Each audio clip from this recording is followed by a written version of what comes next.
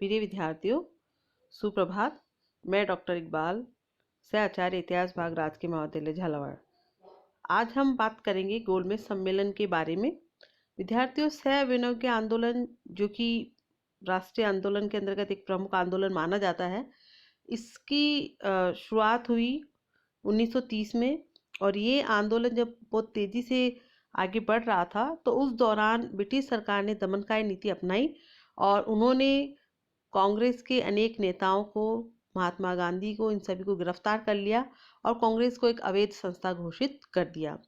British सरकार का विद्यार्थी मानना था कि कांग्रेस के अग्रणी श्रेणी के समस्त नेताओं को बंदी बनाने से ये आंदोलन कमजोर पड़ जाएगा और भारतीय जो है उनकी जो है मांगे जो है वो मांग अगर नहीं भी मानती है ब्रिटिश सरकार तो वो शांत हो जाएंगे, लेकिन ऐसा हो नहीं पा रहा था। अतः ब्रिटिश सरकार ने एक गोलमेज सम्मेलन बुलाने का निश्चय किया, जिसमें विभिन्न दलों के साथ बातचीत करके भारत की संवैधानिक समस्याओं को सुलझाने का तरीका अपनाया गया। अतः लंदन में 12 नवंबर 1930 को प्रधानमंत्री मैकडोनाल्ड की अध्यक्षता में प्रथम गोलमेज सम्मेलन का आयोजन किया गया। कांग्रेस के अधिकांश नेता चूंकि उस समय जेल में थे, अतः कांग्रेस ने इसमें भाग नहीं लिया, लेकिन इस सम्मेलन में 89 प्रतिनिधियों ने भाग लिया, जिसमें 16 प्रतिनिधि ब्रिटिश संसद के, 16 भारतीय रियासतों के तथा 57 ब्रिटिश भारत के थे। ये सम्मेलन कांग्रेस के भाग न लेने और सांप्रदायिक प्रश्नों का हल न निकलने के कारण असफल हो पाया। क्योंकि उस समय भारतीय राष्ट्रीय आंदोलन में कांग्रेस एक प्रमुख नाम था, एक प्रमुख संवैधानिक संस्था थी, तो निश्चित रूप से उसके इसमें शामिल न होने के कारण ये जो है सम्मेलन जो है सफल नहीं हो पाया। और यह अत्यंत हास्यास्पद है विद्यार्थियों कि इंग्लैंड की सरकार ने भारतीय समस्या का समाधान बिना भारतीय राष्ट्रीय कांग्रेस की सहायता से करना चाहा, जो कि उस समय जनसाधारण की राजनीतिक संस्था का स्वरूप ग्रहण कर चुकी थी, तथा वह भी ऐसे समय में जबकि कांग्रेस के सभी प्रमुख नेता जो है सरकार ने जेलों में बंद कर रखे थे। इसी कारण डॉक्टर राजेंद्र प्रसाद, जो भारत के प्रथम राष्ट्रपति बने, उस समय राष्ट्रीय आंदोलन के प्रमुख नेता थे, उन्होंने कहा कि यह जो है बिना दूल्हे के होने वाला विवाह है। इस सम्मेलन में इंग्लैंड के प्रधानमंत्री ने कुछ सुझाव रखे, जिनको प्रतिनिधियों ने स्वीकार किया। इन प्रस्ताव में प्रमुख पूर्ण उत्तरदायी सरकार की स्थापना, आंतरिक मामलों में प्रांतों की स्वतंत्रता, केंद्र में संघ की स्थापना इत्यादि थे। किंतु सांप्रदायिक समस्या को ये सम्मेलन सुलझा नहीं पाया, क्योंकि जिन्ना अपनी 14 सूत्री मांगों को स्वीकार कराने के लिए कटिबद्ध रहे। वहीं डॉक्टर अंबेडकर ने हरिजनों के लिए पृथक प्रतिनिधित्व की मांग की। हिंदुओं के प्रतिनिधि संयुक्त चुनाव पद्धति चाहते थे। राष्ट्रीय समस्याओं के स्थान पर प्रत्येक वर्ग अपने अपने हितों के लिए मांग कर रहा था। अतः इस आशा में कि दूसरे सम्मेलन में भारतीय राष्ट्रीय कांग्रेस भी भाग ले सकेगी, ये सम्मेलन समाप्त हो गया। सुभाष चंद्र बोस ने इस सम्मेलन की समीक्षा तीव्र शब्दों में की है कि इस सम्मेलन ने भारत को 2 कड़वी गोलियां, रक्षा कवच तथा संघ प्रदान की। इन गोलियों को खाने योग्य बनाने के लिए उन्हें उत्तरदायित्व रूपी चीनी में लपेट दिया गया।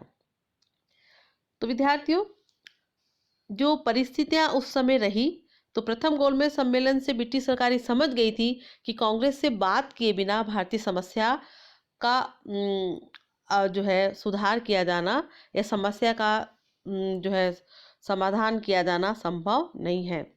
अतः ब्रिटिश सरकार ने अपने अनुरूप वातावरण बनाने के लिए या उसकी दृष्टि से 26 जनवरी 1931 ईस्वी को सरकार ने कांग्रेस से प्रतिबंध हटा दिया और गांधी जी सहित कई नेताओं को रिहा कर दिया गया।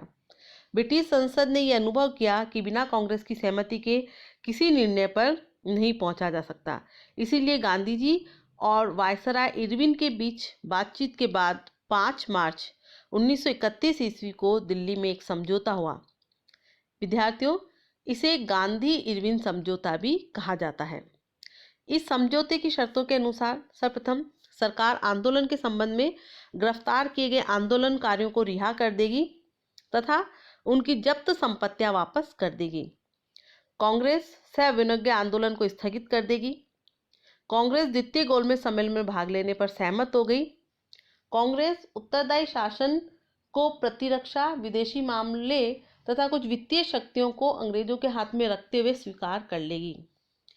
समुद्र के पास रहने वाले नमक बना सकते थे, जो कि विद्यार्थी आपको पता होगा सविनय आंदोलन की प्रमुख मांग थी।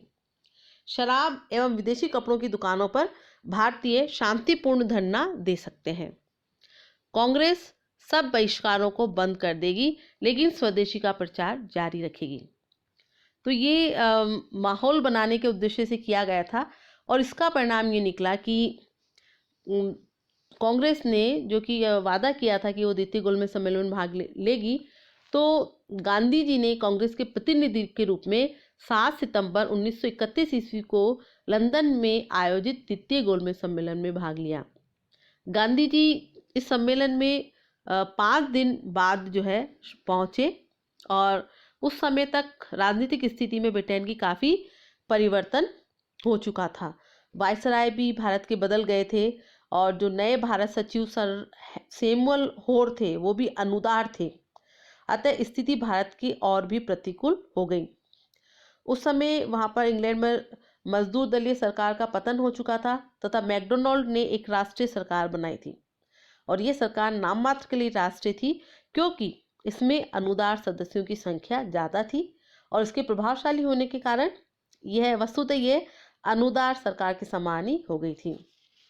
लॉर्ड इरविन के स्थान पर लॉर्ड विलिंगडन ने वायसराय का कार्यभार भारत में संभाला था और वह इरविन की नीतियों व गांधी इरविन समझौते से भी सहमत नहीं था। अतः भारत आते ही उसने इसका उल्लंघन करना प्रारंभ कर दिया और उसका उद्देश्य जो है कांग्रेस की शक्ति को कुचलना था। गांधी जी ने भी प्रयास किया कि जो समझौते का जो उल्लंघन किया जा रहा है उसके लिए वायसराय को पत्र लिखे, किंतु वायसराय पर इसका कोई प्रभाव नहीं पड़ा। और द्वितीय गोलमेज सम्मेलन में भी ब्रिटिश सरकार ने विद्यार्थियों सांप्रदायिकता को उभारने का प्रयास किया। इस सम्मेलन में भाग लेने के लिए लॉर्ड इरविन ने पंडित मदन मोहन मालवीय, सरोजनी नायडू तथा डॉक्टर अंसारी को कांग्रेस के प्रतिनिधि के रूप में भेजना स्वीकार किया था, किंतु बाद में सरकार ने डॉक्टर अंसारी को भेजना स्वीकार नहीं किया, क्योंकि वे राष्ट्रवादी मुसलमान थे तथा उनकी उपस्थिति से मुस्लिम सांप्रदायिकता कमजोर हो सकती थी। सरकार की ऐसी नीति के कारण गांधी जी ने भी सम्मेलन में भाग लेने से इनकार कर दिया, लेकिन बाद में वायसराय के पत्र व्यवहार तथा गांधी इरविन समझौते को निभाना अपना कर्तव्य मानने के कारण गांधी जी ने इंग्लैंड जाना स्वीकार किया और वे सम्मेलन को शुरू होने के 5 दिन बाद यानी 12 सितंबर 1931 को लंदन पहुंचे। यहाँ गांधी जी जो है अपनी जो है स्वाभाविक जो वेशभूषा थी उसमें मिलते थे सभी से और इंग्लैंड की जनता उनसे काफ़ी प्रभावित हुई। द्वितीय गोलमेज सम्मेलन लगभग 3 महीने तक चलता रहा, जिसमें महात्मा गांधी ही प्रमुख वक्ता रहे। प्रथम गोलमेज सम्मेलन में निर्धारित नीतियों की गांधी जी ने इस सम्मेलन में समय समय पर कटु आलोचना की। संघ व्यवस्था तथा उसके अंतर्गत सरकार को रक्षा कवचों से युक्त करने और प्रतिरक्षा, वैदेशिक संबंध तथा वित्तीय नीति को संरक्षित करने के विषयों के अंतर्गत रखने की नीति का घोर विरोध उन्होंने किया। उन्होंने कहा कि अपने देश की प्रतिरक्षा का दायित्व भारत की सेनाएं स्वयं भारत की नीतियों के अनुरूप उठा सकती हैं, न कि विदेशी साम्राज्यवादी सरकार तथा उसकी सेनाएं। भारत के लिए पूर्ण स्वराज्य की मांग की व्याख्या करते हुए उन्होंने औपनिवेशिक स्वराज्य की अपेक्षा पूर्ण स्वराज्य को भारत तथा इंग्लैंड के मध्य मैत्री के संबंध में और अधिक श्रेयस्कर होना प्रमाणित किया। गांधी जी ने भारत की गरिमा, प्रतिष्ठा तथा आत्मसम्मान को ऊंचा उठाते हुए कहा कि भारत इंग्लैंड के अधीन एक देश के रूप में ये वार्ता नहीं कर रहा है, अपितु यह वार्ता 2 समान स्थिति के राष्ट्रों के मध्य की है।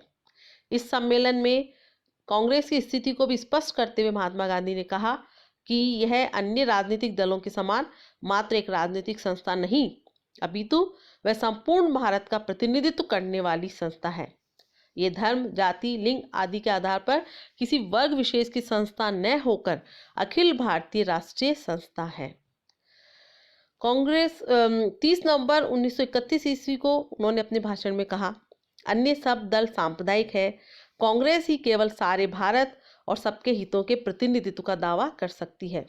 यह कोई सांप्रदायिक संस्था नहीं है किसी भी रूप में, चाहे सांप्रदायिकता क्यों न हो, परंतु यह उसकी प्रमुख विरोधी है। कांग्रेस जाति, रंग और धर्म का भेदभाव नहीं जानती। इसका प्लेटफॉर्म सबके लिए खुला है। कांग्रेस ही केवल एक ऐसी संस्था है जिसका प्रभाव 70,000 गांवों पर है। कांग्रेस ही समस्त अल्पमतों का भी प्रतिनिधित्व करती है। इस सम्मेलन में विद्यार्थियों, महात्मा गांधी ने सांप्रदायिक एकता को स्थापित करने यानी कायम करने के लिए सराहनीय प्रयास किए, किंतु अंग्रेजों की सांप्रदायिकता बढ़ाने की चालों के आगे उन्हें सफलता नहीं मिल सकी और इस सम्मेलन से भी गांधी जी जो है दिसंबर 1931 ईस्वी में भारत वापस आ गए। भारत आगमन पर गांधी जी का भव्य स्वागत किया गया, यद्यपि गांधी जी वहां से खाली हाथ लौटे थे। और इस प्रकार हम देखते हैं कि पूर्ण स्वतंत्रता की मांग और सांप्रदायिकता के प्रश्न पर कोई समझौता नहीं होने से द्वितीय गोलमेज सम्मेलन भी असफल हो गया।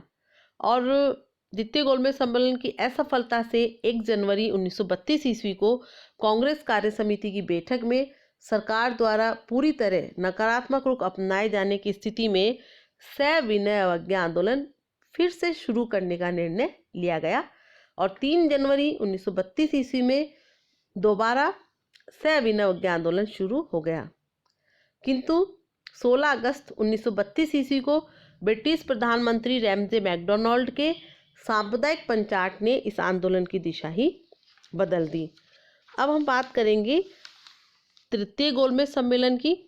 ये सम्मेलन जो है 17 नवंबर से 24 दिसंबर 1932 ईस्वी तक चला, लेकिन चूंकि इस सम्मेलन में भी कांग्रेस ने भाग नहीं लिया था और जुलाई 1933 ईस्वी में गांधी जी ने सामूहिक अवज्ञा आंदोलन के स्थान पर व्यक्तिगत सविनय अवज्ञा आंदोलन चलाने का निर्णय लिया। यह आंदोलन संक्षिप्त एवं निराशाजनक स्वरूप के कारण प्रगति नहीं कर सका और 1934 ईस्वी में इस जो है आंदोलन का सविनय आंदोलन का भी अंत हो गया। और जहाँ तक हम गोलमेज सम्मेलन की जो बात करते हैं तो इस तृतीय गोलमेज सम्मेलन में 46 ऐसे भारतीय प्रतिनिधियों को आमंत्रित किया गया था जो सरकार के समर्थक अथवा उदारवादी थे। सविनय आंदोलन चलने के कारण कांग्रेस के अधिकांश नेता पुनः जेलों में थे, अतः कांग्रेस ने इस सम्मेलन में भाग नहीं लिया। मोहम्मद अली जिन्ना जो कि मुस्लिम लीग के प्रमुख नेता थे, उनको इसमें आमंत्रित नहीं किया गया था। इस सम्मेलन में प्रथम व द्वितीय सम्मेलनों के प्रस्तावों को अंतिम रूप दे दिया गया। इस अवसर पर तेज बहादुर सप्रू ने कहा कि सरकार जो संविधान बनाने जा रही है उसे ऐसा होना चाहिए जो भारतीयों को मान्य हो या उनको स्वीकार्य हो। भारत सचिव होर ने आश्वासन दिया कि वह सप्रू की बातों का ध्यान रखेंगे। भारतीय प्रतिनिधियों ने संविधान में नागरिकों के अधिकार पत्र के लिए मांग की, किंतु सरकार ने इस प्रस्ताव को स्वीकार नहीं किया। इसके बाद जो है मार्च 1933 ईस्वी में सरकार ने एक श्वेत पत्र की घोषणा की, जिसके द्वारा भविष्य में पारित होने वाले अधिनियम जो कि विद्यार्थी 1935 ईस्वी में पारित हुआ की रूपरेखा प्रस्तुत की गई थी। यह पत्र अत्यंत प्रतिक्रियावादी था तथा इसमें अनेक ऐसी बातों का उल्लेख नहीं था जिन्हें गोलमेज सम्मेलनों में स्वीकार किया गया था। भारतीय राष्ट्रीय कांग्रेस के नेताओं ने इस श्वेत पत्र को स्वीकार करने से इनकार कर दिया।